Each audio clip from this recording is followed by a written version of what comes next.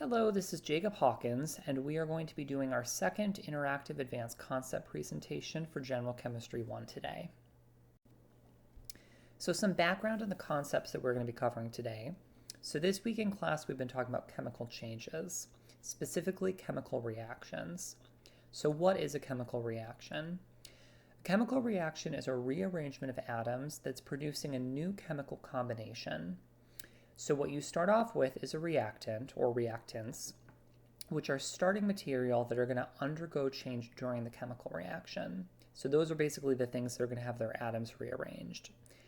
And then you're going to come out with a product, which is the substance formed as a result of the chemical reaction. So it's basically the reactant after it's undergone the chemical change. So this image is not mine, so you can see that I've cited kind of on the lower right-hand corner the source, but I do just like this image because it also adds a distinction between physical changes and chemical changes. So it's important to remember that in a physical change, you are somehow affecting material, but you're not actually changing its chemical structure. That can only happen under a chemical change, which is a chemical reaction. So some examples of chemical reactions in everyday life. So one example I have here is rust. So rust is an example of oxidation. So what's happening is rust, which is your reactant, is reacting with water and oxygen, which if, it's metal that's outside, is coming in the form of, maybe rain or humidity, and then just the regular air that we breathe to form the product, which is rust, more scientifically iron oxide. So I've included here, kind of the chemical formula of that. And then another chemical reaction that I think we all think of, when we're thinking about chemistry class is baking soda and vinegar. And I have here a picture of a baking soda volcano.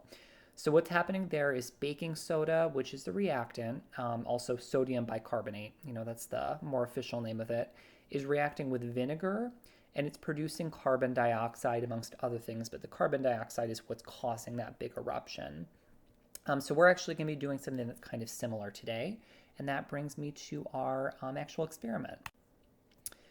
So we are going to be doing a lava lamp experiment where we are going to be taking a container, we're going to fill it 1/4 of the way with water, H2O, and then we're going to fill it the rest of the way with some cooking oil. And unfortunately, I do not know the actual chemical composition of my cooking oil. And then we're going to be adding some food coloring, and then we're going to be dropping in Alka-Seltzer tablets that are going to cause that nice fizziness. So we're going to see what happens, and kind of like the last presentation I've given, I'll show a video of myself doing the experiment, and then once that's done, I'll kind of theorize, what was going on, why it was going on, and kind of close out the presentation.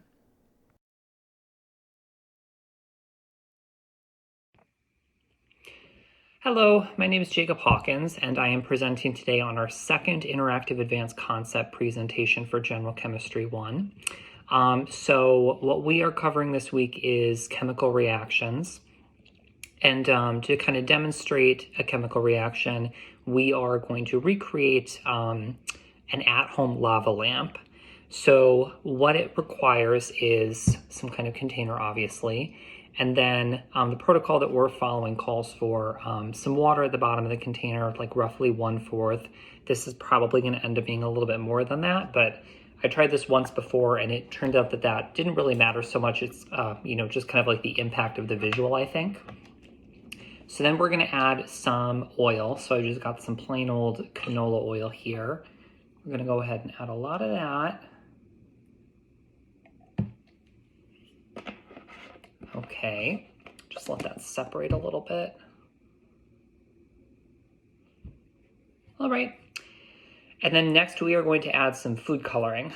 So I've got some plain blue food coloring here. I'm going to add a lot of that.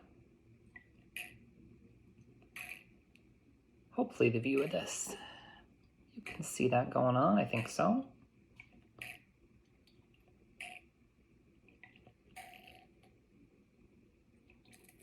Whoops, maybe more of that than we needed. Okay, so what we're going to be adding to kind of kick off the chemical reaction is just plain old Alka-Seltzer tablets. That's what I have here. So the protocol that we're following told us to kind of break up the Alka-Seltzer, I'm assuming, because that'll give us more surface area to kind of work off of once we put it into the liquid. And this will be like the reactant in the reaction. So we're going to go ahead and drop those in and watch what happens.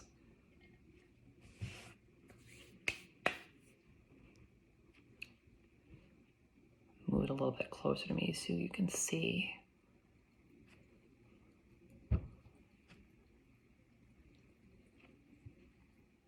And what you're seeing now is the Alka-Seltzer is obviously, it's reacting with the water. So that's causing the tablet to break down, and then it's releasing gas, which is traveling up. And then what's happening is we have, perfect timing, the blue food coloring that's kind of sitting on the surface of the, between the gas and then the surface tension of the water. That's making it visible how we see that gas kind of travel up from the water. Now what's going to happen, because I've done this once before, is essentially this kind of visual lava lamp effect is going to last as long as the Alka-Seltzer is in the, the water. So obviously it's not going to stay a tablet. It's going to continue to react and break down, and it's going to release that gas, which is going to, once again, move through the oil and the food coloring, making this kind of pretty effect. But that will stop once the Alka-Seltzer is completely broken down, because there'll just be essentially, in terms of like a visible reaction, we're not going to have any more gas that's being released then to cause this fizzing that we're seeing here. So overall, pretty cool effect. I won't have the whole video go until it's completely done, because I put a lot in there. But this kind of gives a good demonstration of that. And overall, pretty cool experiment, and was not as messy as I initially thought, which is a plus. So what I'll do is, when this video cuts out, on the next slide, I'll kind of discuss a little bit more in depth of what I think is happening here, why it's happening, and then close out the presentation. All right, so some conclusions here. So what we observed is a chemical reaction. So within those Alka-Seltzer tablets, I kind of looked it up.